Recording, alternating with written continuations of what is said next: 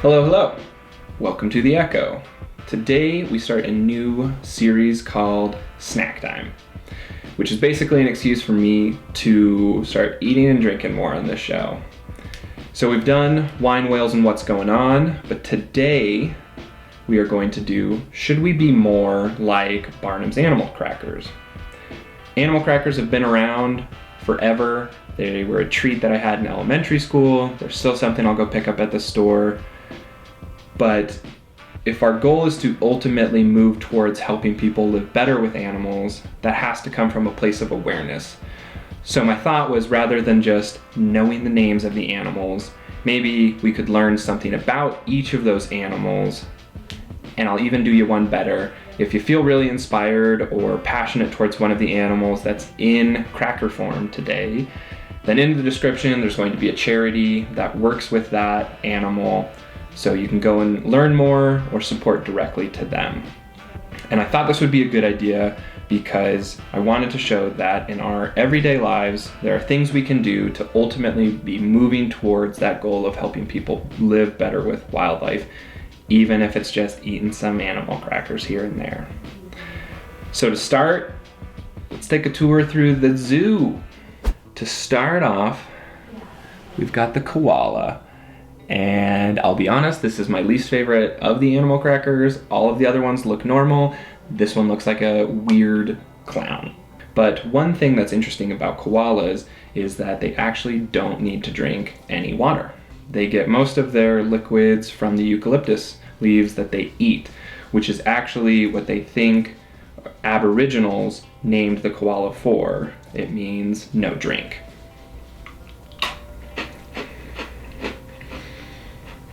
This is also really going to dehydrate me. So the next ones that we've got are these big cats. Now what's interesting about cats is that they can either roar or purr. So the big cats, the lions, the tigers, they all roar. Your house cat obviously purrs, but one that's kind of switched is the cheetah, which actually purrs instead of roars. Riding into number 3, we have our little zebra friend. Now, like our fingerprints, zebra stripes are unique to the individual. There's also 3 subspecies of zebra. And did you know that a zebra can mate with a donkey? It's called a zonkey. And like a mule, they're sterile. Wah, wah.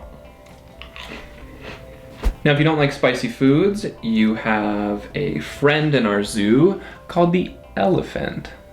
Now, farmers have been using chilies to help keep elephants out of their farms and destroying their crops.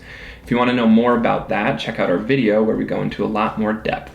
Now, in the next section of our zoo, we have a comparison with these two. One of them is an ape, the other is the monkey. The best way to tell them apart is that monkeys have tails and apes don't. Now, humans are also primates, so this would mean that we are apes. Good job. Now, every animal that we feature in our zoo has one thing in common, and it's the number of bones they have in their neck. Most animals all have 7. That includes, next up, the giraffe. So that means even in their super long necks that they still have 7 bones. They're just about this big. It's ridiculous. Now, if you want to talk about ridiculous, this animal, the camel. The camel has gotten so well adapted to living in the desert that when it comes across food, it can't afford to pass it by. So that means that even if there's cactuses out there, the camels will eat them. Spines and all. There's videos of it and they make me cringe every single time. So people know that the eagle is our national bird, but next up is our national mammal. What do you think it is? If you guessed the bison, you are correct.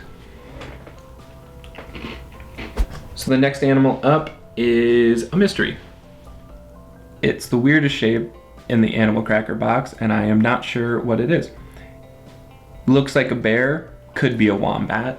If it's a wombat, they have poop that comes out in cubes to help mark their territory up on rocks.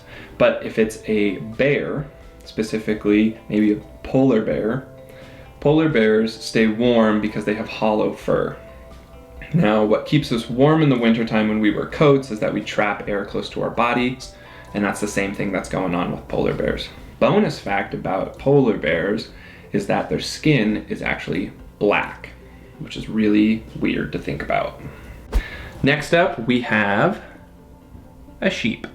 Now, female sheep are called ewes, males are called rams, and when you think about ram horns, they are actually made of the same material as your fingernails and your hair, called keratin. And go Rams. So the next animal cracker in our zoo is runner-up for second scariest, and that is the hippo. Specifically, I don't like it because it looks like its mouth is full of human teeth. Now, hippopotamus means water horse, which is a really good name for the animal because hippopotamus spend about 16 hours a day in the water, which is outrageous. We would be turned into raisins and prunes. Next is an animal that could be a couple of things. So it looks like this could be a seal or a sea lion, and I'm going to tell you how to tell the difference. So a sea lion is much better at walking on land. If you think about lions walking, they've got much better flexibility in their back feet, and then they've also got little external ears. Now, seals tend to kind of wobble and bounce on land. They don't look natural at all until they get in water, and they have internal ears. So based off of this, I think that we are looking at a sea lion.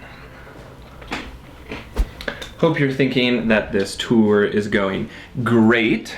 The next animal is a tiger. So, tigers have stripes all over their bodies, but what's interesting is that the stripes aren't just in their fur, it's actually on their skin too. Now, this next animal is one that we featured on our Instagram this last year, which is a rhino, specifically a white rhino named Sudan. He was the last male that was in the wild that died, RIP Sudan. Now, an adult male rhino is able to eat about 120 pounds of grass every day. That's basically what a middle schooler weighs every single day made of grass. That's outrageous. Now we're just a hop, skip, and a jump away from finishing our tour through our zoo. We're gonna close it off with the kangaroo. Now, what's interesting is kangaroos can actually not walk. They can only hop. Their hips don't allow them to separate those legs. So anytime you see a kangaroo moving, it's always going to be hopping, which is interesting. Well, that concludes the tour through the zoo. We've got no more animals left to eat, which probably is a really bad way to run a zoo. But I did want to take a second to point out why we used animal crackers in this video. So everyone at some point in their lives will be able to take steps towards living better with animals. Nabisco and Barnum's Animal Crackers got contacted by PETA because on their old bags and boxes, they showed the animals behind bars and cages like they were kept in circuses. PETA pointed out that historically in circuses, the animals weren't really treated very fairly and were mistreated. And Nabisco agreed and wanted to evolve their company, always moving forward and show their animals in natural habitats. So they've made the change. Although if you are the zebra, you still might want to be a little bit cautious about being that close to a lion. It can be as easy as when you're at the store, if you have the option to buy a conscious product, stuff that's either fair trade certified or Rainforest Alliance certified, or even donates a part of their profits towards protecting wildlife, like Endangered Species Chocolate does, that's still doing something. Yes, it's not 100% of their profits, but it's better than Ghirardelli or Toblerone's doing. They're at least trying. So while I wasn't supported by either of the products today, whether it's knowing some cool trivia about the snacks that you're eating or buying a socially conscious product, like the chocolate bar, supporting animals comes from a place of awareness. And that's always been a message that's at the heart of the Echo. So another thing that you can do that's very easy and makes a real difference is subscribe to the Echo. It only takes a couple of clicks and it's completely free. See you later, alligators.